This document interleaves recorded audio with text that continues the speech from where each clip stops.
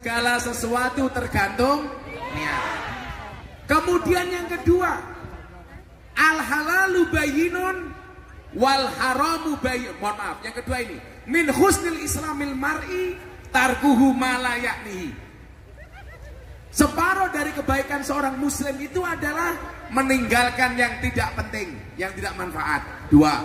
Yang ketiga, al halalu bayyinun wal haramu bayyinun. Yang halal itu jelas, yang haram jelas. Kemudian yang keempat, innallaha thayyibun la yaqbalu illa thayyiban. Allah itu baik, tidak diterima kecuali yang baik. Kita ringkas. Yang pertama, innamal a'malu binniyat, aspek tujuan. Yang kedua, meninggalkan yang tidak penting, aspek manfaat. Yang keempat, soal halal haram. Yang ketiga, soal halal haram, pedoman pelaksanaan. Dan yang keempat adalah etika dalam melaksanakannya. Kue lak ning Taiwan nih, ngelakoni patang perkara kuwi yakin selamat. Siji, soal niat. Gus, niat saya yang paling pokok apa? Niatnya siji weli. Niat golek ilmu ning Taiwan. Apa kata Rasulullah? Man kharaja fi talabil ilmi fa huwa fi sabilillah hatta yarji'a. Yang datang ke Taiwan untuk mencari ilmu, dia hitungannya fi sabilillah sampai pulang. Artinya apa? Kalau sampai sesuatu terjadi pada kalian, mati umpamanya, matinya fi sabilillah. Tidak ada balasan orang fi sabilillah kecuali surga. Amin. Jadi nyuwun sewu, ngene iki mau niati golek ilmu wae. Duite mesti melu. Tapi lah kalau golek duit orang mesti entuk ilmu. Tuh. Yakin nih. Coba niatnya dirubah. Caca amburi iki rumana kupingmu. Sing rupa-rupa preman hati beriman iki lho. Kayak bodine Rambo, hatine Romeo. Padha karo Gus Miftah bodine atletis, hatinya Teletubbies. Tak pikir mbak kan mau ngene iki nyuting aku bono ora pamer gelang. Walah yuyu kuwi.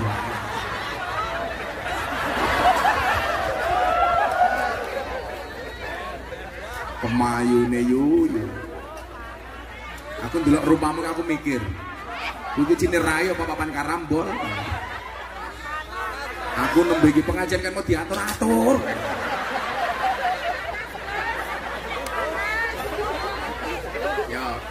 Yo nggih senderan dhisik. Ngaji aja butuh sandaran, apalagi hatimu. Iya.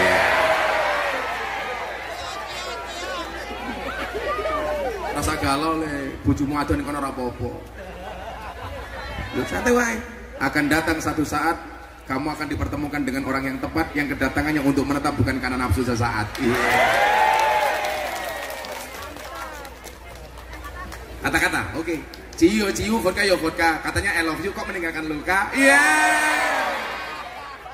Oke ngaju kata-kata wae lho. Oh janda tuh. Karena memang hidup ini indah bila disertai dengan janda dan tawa. Ya men tuh cangkem-cangkemku dhewe ngopo iki? Jadi yang pertama niat. Coba siapapun yang datang ke Taiwan jangan diniati cari uang, tapi cari ilmu. Cari janda gitu. Tapi kalau kamu nikah dengan janda, beruntunglah. Karena minimal janda itu jujur, sudah tidak gadis lagi.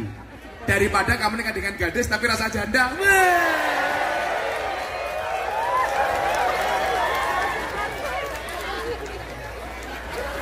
Malam pertama dikeloni, wis tahu. Aduh.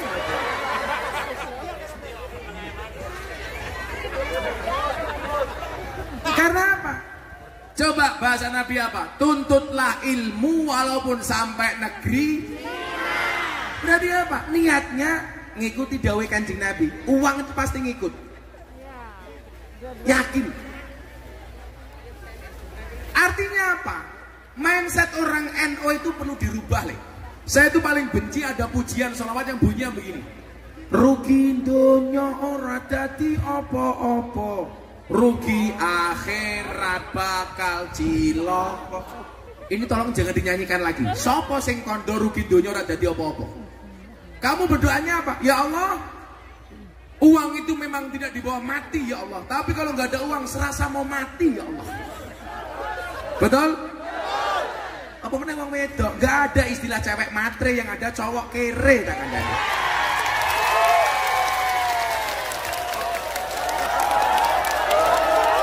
Coba ibu-ibu sekarang dijawab. Anda pilih mana? Good looking apa good rekening? Wong lanang rungokno.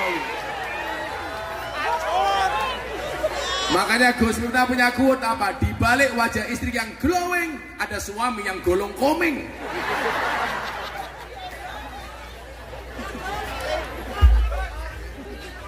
Wong wedok wah. Raine nganti kaya papan tulis tak kandhane. Nah, artinya apa? Bukankah kemudian dikatakan begini? Ma yuridillahu bi khairan yufaqihu fiddin. Barang siapa yang Allah kehendaki kebaikan atasnya, Allah akan membaikkan agamanya. Gak mungkin agamanya baik kalau gak punya ilmu. Berarti apa? Jangan pernah lewatkan kesempatan seperti ini. Coba kalau tadi Anda lihat, mungkin selama 2 tahun majelis ini coba Anda lihat. Orang datang, umpamanya dari Kaohsiung, dari Tainan, Taichung, Taimu, itu ke sini.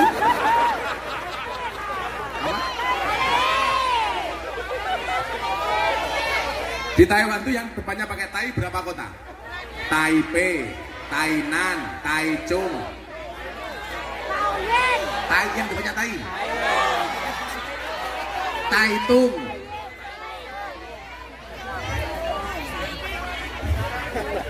Yang saya gagal paham sendiri dengan bahasa Taiwan. Kalau Anda buka kamus besar bahasa Indonesia, wan itu dalam kamus besar itu artinya apa, Le? Yang memiliki. Contoh, hartawan, orang yang memiliki harta. Ilmuwan, orang yang memiliki ilmu. Budayawan, orang yang memiliki budaya. Lah Taiwan, orang yang memiliki iwan.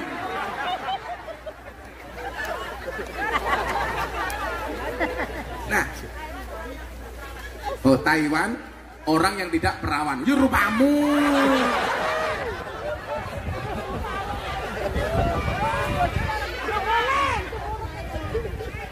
Kata ibu nafsu banget aku. Wedi aku sumpah. Yang mulai aku diperkosa. Penak mbahmu. Leh, lah aku golek wong ayu le. Aku ki saiki ning Jakarta. Untuk ngimbangi kelompok Wahabi itu saya punya pengajian khusus teman-teman artis di Tower 99 MS Kilo itu. Karena kebetulan saya brand ambassador MS Kilo. Makanya glowing. Saya imbangi supaya anak-anak itu tidak terpapar paham-paham yang tidak jelas. Oh, bukan promonya, saya mau mengatakan pengajian artis yang masuk Yurupamu. Jamaah aku sapa, Nduk? Aura Kasih, Nova Elisa, Wika Salim, Selin Evangelista, Nikita Mirzani. Yang terbaru idolanya cowok-cowok, Lucinta Luna. Kata ayu ngerangkul aku busine metu tungul.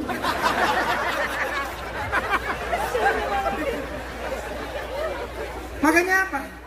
Apa yang akan kamu dapatkan di sini adalah ketika ilmu sebagai prioritas, uang itu nyusul. Yakin. Maka caranya bagaimana? Maka kemudian ada caranya. Yang dikatakan min husnil islamil mar'i tarkuhu ma la ya'nihi. Caranya bagaimana? Lakukan yang penting, tinggalkan yang tidak penting. Sekarang begini ya. Di HP ku kok hilang. Tak kasih tahu nih. Waktu kita hari ini paling banyak itu adalah terbuang sia-sia hanya dengan ini. Betul? Coba googling yang tidak penting, nonton yang tidak penting. Berapa banyak waktu kita yang terbuang?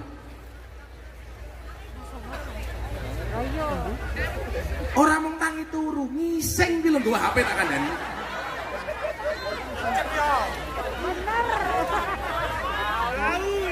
Betul enggak? Wongnya ya tekoi.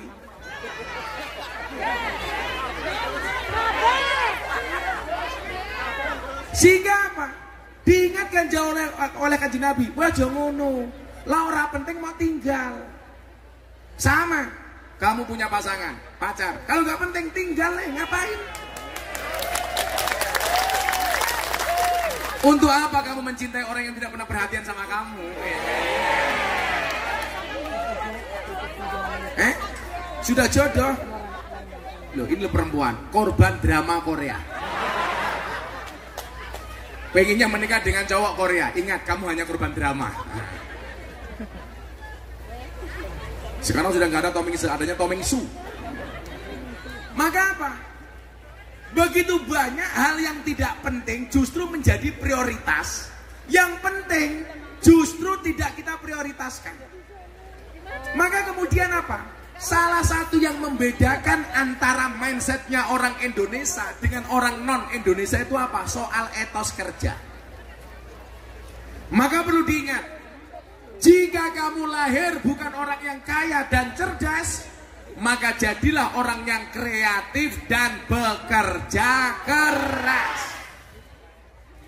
Lah, gue yang Taiwan milih kudu telu, kerja keras, kerja cerdas, kerja ikhlas.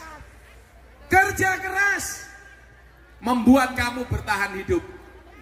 Kerja cerdas membuat kamu menikmati hidup.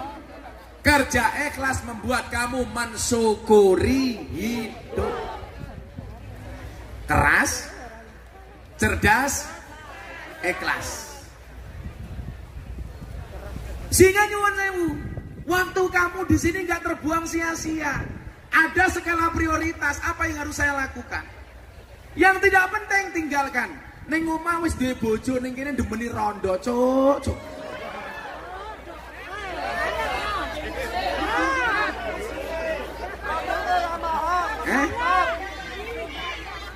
Kenapa? Lagi musim. Kok musim mau nyenengi rondo iki?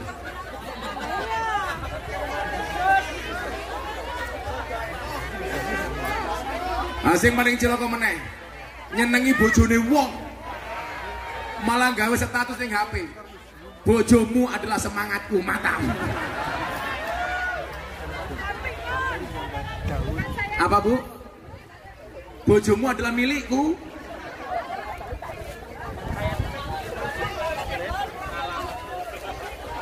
Atiku rasane loro,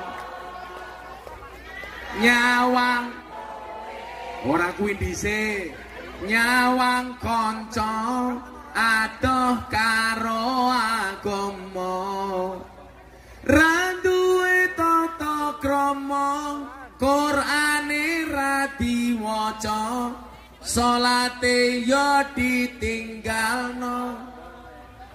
Apa iki wis jamane caca enom kelangan akhlake, wong tua diseneni, guru yang dikepuki, ayo rene gendang ngaji, sholawat ya Rabbi bil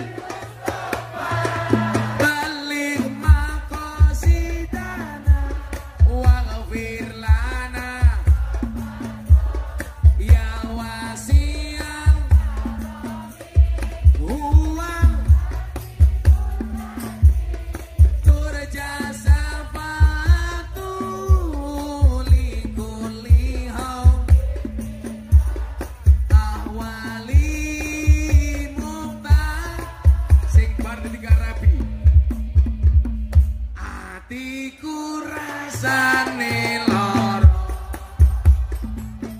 nyawang kowe rapi karo wong liya,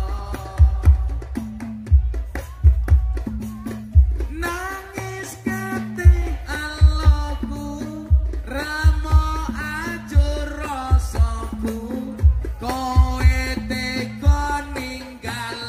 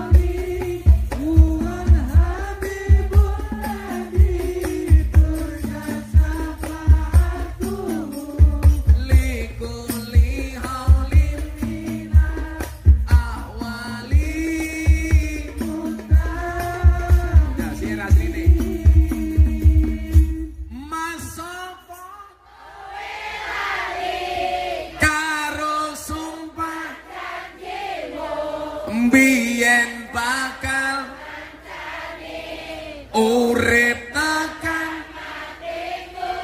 pancene madhot tali rabi karo wong liya blenjani tresno kuna kuwi rasa nangis baper dilut meneh nyanyi iku biyen aku sebeta suwe-suwe mlumah nuruti kekarepanmu sak wayah-wayah biyen wis tak wanti-wanti aja mlebu mburi kurang ajar kenyataannya enak sekali kurang ajar gosok jangan mantap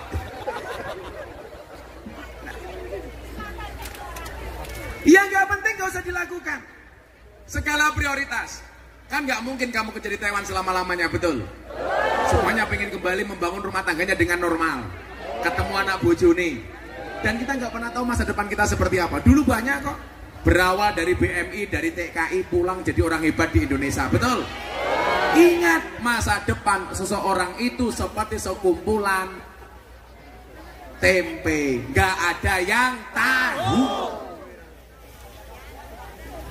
orang usah ngerti dong sopo ngerti bisa ini pulang dari ustadzah mantan BMI jadi ustadzah terkenal karena kebaya merahnya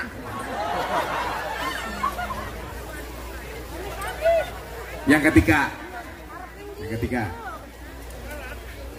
etika pelaksanaannya nah ngomong soal etika ini kembali kepada akhlaknya orang Indonesia mas coba saya tuh kemarin pas nonton final Piala Dunia saya mau cerita karena jagoan saya kalah Brazil saya cuma seneng sama pemain namanya Mbappe saya ke Paris beli kaosnya Mbappe Paris Saint-Germain masuk stasiun mas ke kereta sak stasiun isine kabeh nganggo kaos Argentina ayo aku bayangke lak sampai aku bayangke padha karo ngene nganggo kaos Persebaya mangkat ning Malang isine Arema kabeh.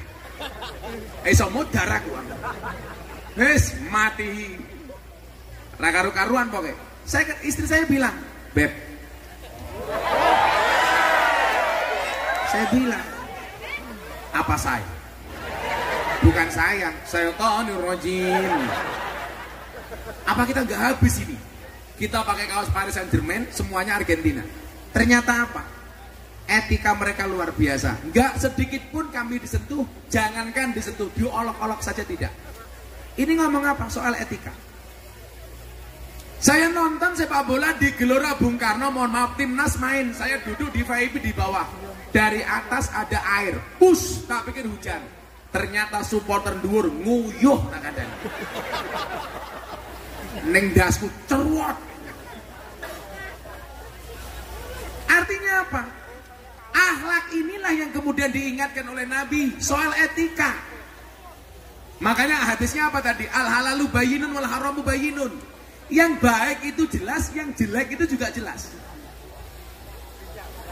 Nah, di Indonesia itu kadang-kadang etika bisa berlangsung hanya untuk nutupi kepentingan individu atau politiknya. Contoh, saya tadi malah baru ngomong soal makanan sama mas-mas di sini.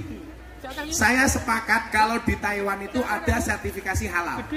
Kenapa? Karena rata-rata masakan di Taiwan itu haram. Makanya dibutuhkan sertifikasi halal. Kalau di Indonesia, saya nggak sepakat ada sertifikasi halal. Yang harus dicari itu sertifikat haram. Kenapa? Karena mayoritas makanan di Indonesia halal. Yang harus disertifikati yang haram. Tapi pertanyaannya kenapa MUI tetap menggunakan sertifikat halal bukan haram? Karena kalau memberikan sertifikat yang haram tok mereka nggak punya duit. Karena yang paling banyak duitnya itu sertifikasi halal. Apa? Betul. Malah tenang. Anak gue Samsudin kayak gitu. Diluk menembong wesi ya wesi.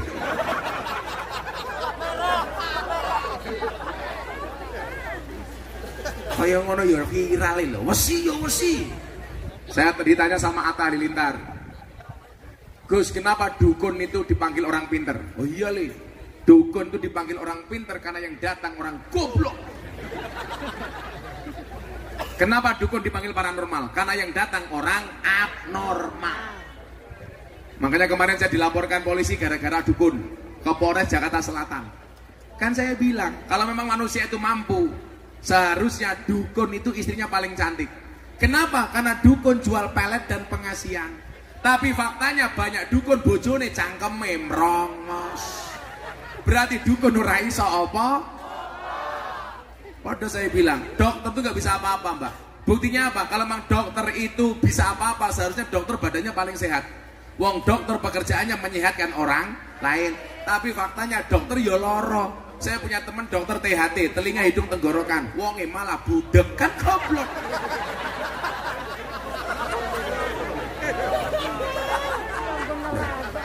Kalau memang manusia itu bisa, seharusnya polisi itu rumahnya paling aman, betul? Karena pekerjaan polisi mengamankan rumahnya orang. Tapi buktinya ada polisi nembak polisi di rumahnya polisi. Berarti polisi yora aman. Makanya saya ditanya, hebat mana polisi TNI sama Banser? Banser. Kenapa alasannya? Alasannya sederhana, polisi tentara SK-nya banyak masuk bank untuk utang jaminan. Banser nggak ada yang SK-nya masuk bank untuk jaminan. Kenapa? Mergo SK-nya ora payu.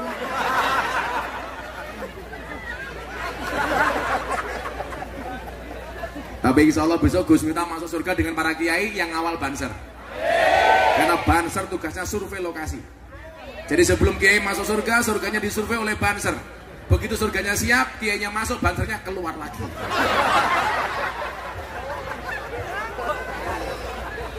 Gila, sopirin utangnya gede nerin. Aja gede-gede manukmu cilik. Ini gede dibuka kartoke sini mau kayak pentil. Ngono ki melu jawab, nggih Gus kayak pentil, tapi pentil tronton.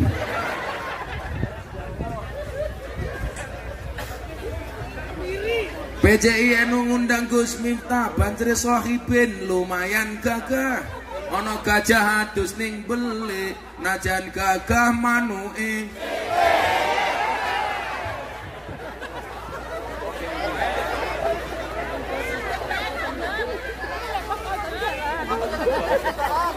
Kenapa Mbak? Sepil, matamu sepil. Kok malah sepil manuke cilik iki lho. Apa unboxing wae yo? Pokoknya pengajian ini seperti lagunya Royhan. Begitu sulit,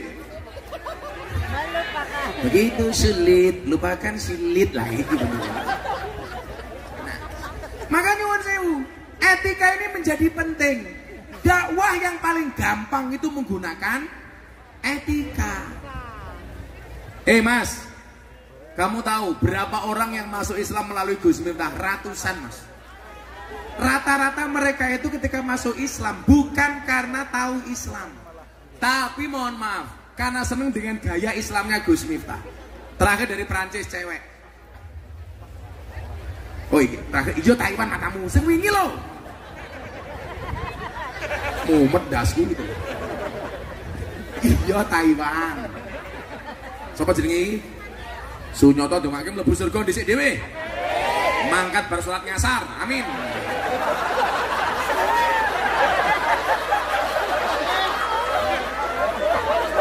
Di barengasan mudar kan. Enggak, sebelum ke Taiwan saya mengislamkan orang Prancis, orang Islandia, orang Australia. Coba ini ngomong etika dan akhlak dia. Mereka datang ke Jogja bilang apa? Gus, I will to be a Muslim. Saya pengen jadi orang Islam. Saya tanya, do you know about Islam? No, I don't know about Islam. If you don't know about Islam, why you will to be a Muslim? Gue mantuk-mantuk kayak paham-paham aton. Bahasa Inggrisnya gampang nih. Buku bahasa Inggrisnya book. Buku tipe ketubuk. Jam tangan bahasa Inggrisnya clock. Jam tangan rusak, clock. Kucing bahasa Inggrisnya cat. Kucing teles, ketes. Kucing sikili papat, cat bien. Ya kan biyen toh. Saya tanya, kenapa Anda pengen masuk Islam? Apakah Anda tahu Islam? No, I don't know about Islam. Saya nggak tahu Islam itu apa. Kalau Anda tidak tahu Islam itu apa, why you will to be a Muslim? Kenapa Anda pengen jadi orang Islam? Jawabannya apa? Because your Islam is enjoy, relax, and happy. Saya pengen masuk Islam karena saya melihat Islamnya Gus Miftah itu asik, happy, dan menyenangkan. Jadi wong Islam ini sing slow-slow wae ngono lho li. Ora usah sing galak-galak, titik-titik kafir, titik-titik sesat, titik-titik bid'ah, Pancasila haram, menyanyikan Indonesia haram. Hati-hati. Kenapa Presiden Jokowi selalu bilang hindari politik identitas? Karena menjual agama untuk kepentingan politik. Mbak, oi.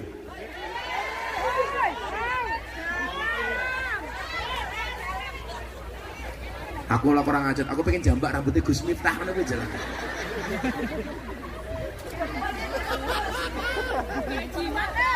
Mas permisi.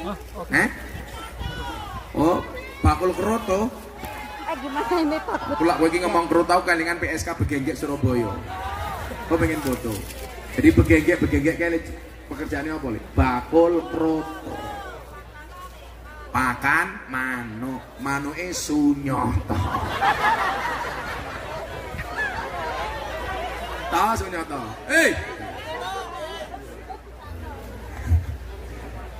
Sunyoto kok pulang ketemu bojone ngomong to, "Dik, krotone mun siap." Pakan Orang-orang itu ternyata pengen masuk Islam apa? Karena pembawaan Islam yang asik. Makanya tampilkan Islam di Taiwan dengan tampilan yang asik, tampilan yang kasih dan sayang. Makanya kenapa Allah lebih suka disebut dirinya Ar-Rahman Ar-Rahim? Buktinya apa? Bismillahirrahmanirrahim. Allah tidak mau menampakkan segala kekuasaannya, Bismillahil Malik. Allah tidak menampakkan segala keperkasaannya, Bismillahil Aziz.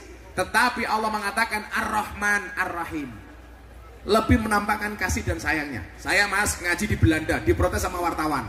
Anda itu orang aneh, kok PSK diajak ngaji, emangnya untungnya apa? Apa kelebihannya? Akhirnya waktu itu ada wartawan dari Belanda, Perancis, Jerman, BBC London datang ke Jogja, ikut saya pengajian di Sarkem. Begitu selesai pengajian, bagaimana saya ngopeni mbak-mbak nakal itu. Walaupun saya mohon maaf, saya nggak pernah mereka manggil mbak nakal, apalagi ngomong londe. Saya 22 tahun ngaji bersama PSK nggak pernah manggil mereka londe. Kan nggak mungkin aku pengajian para londe rahimakumullah, kan nggak mungkin. Ya ma'asyiral londe rahimakumullah, nggak mungkin. Lah iya dah gitu. Saya manggilnya apa? Mbak-mbak yang saya muliakan. Maksudnya ya mbak-mbak penjual kroto rahimakumullah. Akhirnya apa? Mereka baru tahu bahwa ketika agama itu disiarkan dengan Ar-Rahman dan Ar-Rahim, justru membuat orang itu manut. Yang saya jadikan dalil apa? Nabi Muhammad ditantang sama kafir Quraisy untuk merubah Bukit As-Sofa menjadi emas. Muhammad, kalau Bukit As-Sofa bisa menjadi emas, kami akan masuk Islam. Tapi Nabi menolak. Kenapa? Karena kalau sampai Nabi Muhammad merubah Bukit As-Sofa menjadi emas, orang Indonesia besok kalau pengen cari uang nggak perlu berangkat ke Changhua, tapi cukup ke Merapi sambil berdoa, ya Allah rubahlah Merapi itu menjadi emas. Makanya Nabi Muhammad nggak mau. Yang kedua apa? Jibril datang, Muhammad, yuk kita doakan As-Sofa itu menjadi emas. Tapi kalau mereka tidak beriman, mereka kita azab, kita hancurkan saja wahai Muhammad. Nabi Muhammad menolak, karena esensi Islam bukan itu. Nabi bilang apa? Jibril, nggak usah dihancurkan, cukup mereka didoakan. Dakwah itu afiliasinya dengan Jibril, bukan Israel. Karena dakwah itu mengajak, bukan mengejek, merangkul, bukan memukul. Rahmat itu kasih sayang, bukan penghakiman.